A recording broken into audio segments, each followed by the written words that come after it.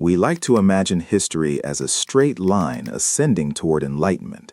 We tell ourselves that in the citadels of science, facts reign supreme, and errors are swiftly corrected by the bright light of evidence. But if you walk the cobblestones of 1840s Vienna into the hallowed halls of the Vienna General Hospital, you will find a different story, a story written in the blood of women who were sacrificed on the altar of medical arrogance. Here, in the center of the civilized world, the greatest medical minds of the empire were not saving lives, they were ending them. And one man, staring into the abyss of statistical anomalies, was about to realize that the monster stalking the maternity wards was not a ghost or a miasma, it was his own profession. Ignaz Semmelweis was a young Hungarian obstetrician appointed as an assistant in the hospital's maternity department in 1846. It should have been a position of prestige.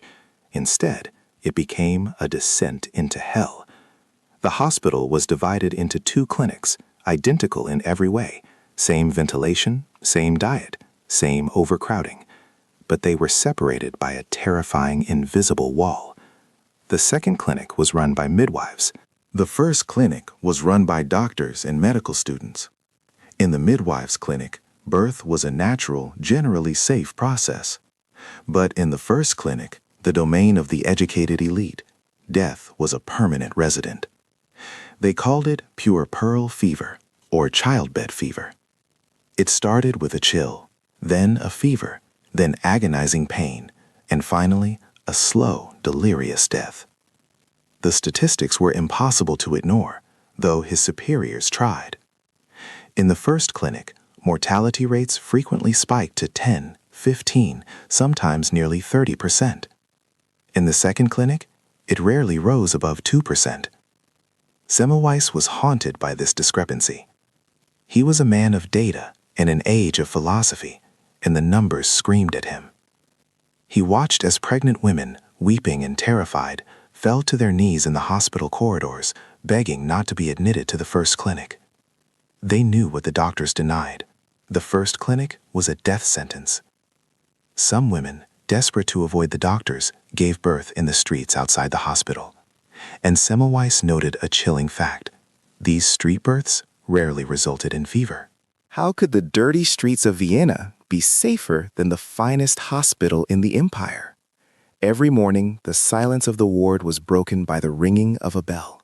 It was the black priest walking through the corridors to administer the last rites to yet another dying mother. The sound drove Semmelweis to the brink of insanity. The bells ringing. Forever, forever, he wrote. It was the soundtrack of his failure. His superiors, men like Professor Klein, dismissed the deaths with vague, ancient theories. They blamed atmospheric, cosmic, telluric influences. They blamed the weather. They even blamed the modesty of the mothers, suggesting that the presence of male doctors caused a lethal, nervous excitement in the women. They blamed everything except the one variable that mattered. Semmelweis systematically dismantled their excuses. If it was the atmosphere, why did it spare the second clinic next door? If it was overcrowding, why did the more crowded second clinic survive? He changed the birthing positions. He reduced the ringing of the priest's bell. Nothing worked. The women continued to burn with fever, their bodies turning septic, leaving behind orphaned infants and devastated families. The weight of these deaths settled on Semmelweis's shoulders like a physical burden. He was not just fighting a disease, he was fighting a mystery that seemed to mock reason itself. He felt the answer was close, lurking in the shadows of the hospital routine, but he couldn't see it. He didn't know yet that the clues lay not in the air or the stars or the women's minds, but on the hands of the men who swore to heal them. The revelation did not come in a laboratory or a lecture hall. It arrived in the morgue, born of a tragedy that struck at the heart of Semmelweis's frantic search. In 1847, his close friend and colleague, Jakob Kolechka, was accidentally pricked by a student's scalpel while performing an autopsy. The wound was minor, a mere scratch, but the consequences were catastrophic. Kolechka fell ill. As Semmelweis watched his friend deteriorate, he saw a horrifyingly familiar pattern. The agony, the swelling, the sepsis. The autopsy report showed the exact same pathology as the mother's dying of childbed fever. It was a thunderclap of insight. Kolechka had not died of atmospheric influences or nervous excitement. He had died because cadaverous matter, particles of death from the corpse, had entered his bloodstream. And then the terrible logic clicked into place. Who worked in the first clinic? Doctors and medical students. How did they spend their mornings? Dissecting corpses in the anatomical theater to learn the secrets of the human body. And where did they go immediately after, often without washing their hands? To the maternity ward to examine pregnant women. Semmelweis realized with a sickening jolt that he and his colleagues were the vectors of transmission. They carried the particles of death under their fingernails and in the creases of their skin. The midwives in the second clinic did not perform autopsies. They did not carry the poison. The doctors were the killers. God only knows the number of those who went down to the grave prematurely because of me, he later confessed, a guilt that would never leave him. But guilt fueled action. He needed a way to destroy the invisible poison. Soap and water were not enough to remove the smell of the morgue, so he reasoned they were not enough to remove the particles. He chose a solution of chlorinated lime, a harsh chemical that stripped the stench, and he hoped the death. In May 1847, he installed a basin at the entrance of the clinic and issued a strict order: wash your hands. Every student, every doctor coming from the dissection room had to scrub until the smell of the corpse was gone. The reaction was immediate resistance. The chlorine burned their hands. It took time. It was an insult to their dignity. But the numbers, the undeniable cold, hard data, vindicated him within weeks. In April, the mortality rate was over 18%. By midsummer, after the hand-washing began, it plummeted to roughly 1%. For the first time in history, the first clinic had months with 0 deaths. He had the cure. He had the proof. He had saved hundreds of lives in a matter of months. A rational world would have crowned him a hero, but the medical establishment of Vienna was not a rational world. It was a hierarchy built on prestige and tradition. When Semmelweis presented his findings, he didn't just offer a new hygiene protocol. He inadvertently attacked the self-image of the entire profession.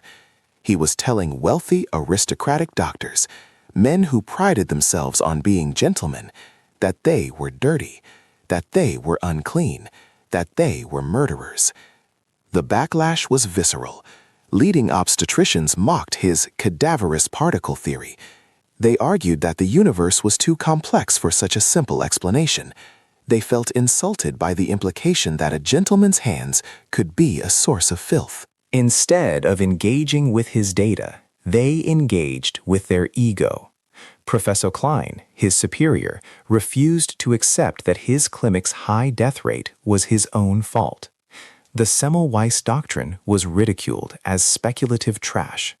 He was stripped of his position, his contract was not renewed, and he was effectively exiled from the epicenter of medical science. The basins of chlorine were removed, the doctors stopped washing, and the women started dying again. Exiled from Vienna, Ignaz Semmelweis returned to Budapest, a man possessed by a truth that the world refused to hear. He watched from afar as the death rates in Vienna climbed back to their horrific heights, knowing that every single death was preventable. The silence of the medical community drove him into a fury. He was not a diplomat. He was a desperate man shouting fire in a burning theater while the patrons shushed him for being too loud.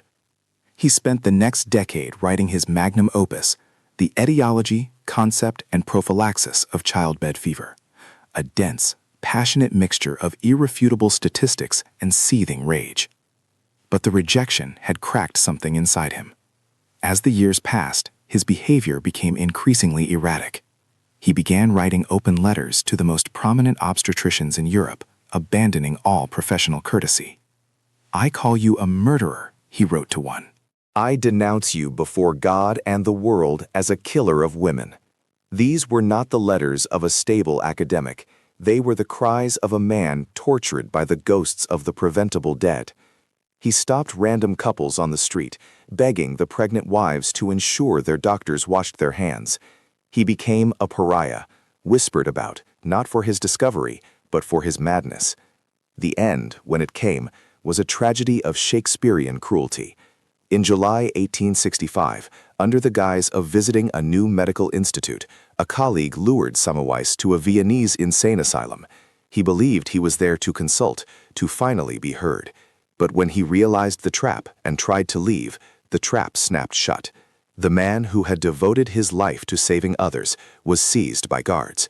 He was beaten severely, bound in a straitjacket, and thrown into a dark cell.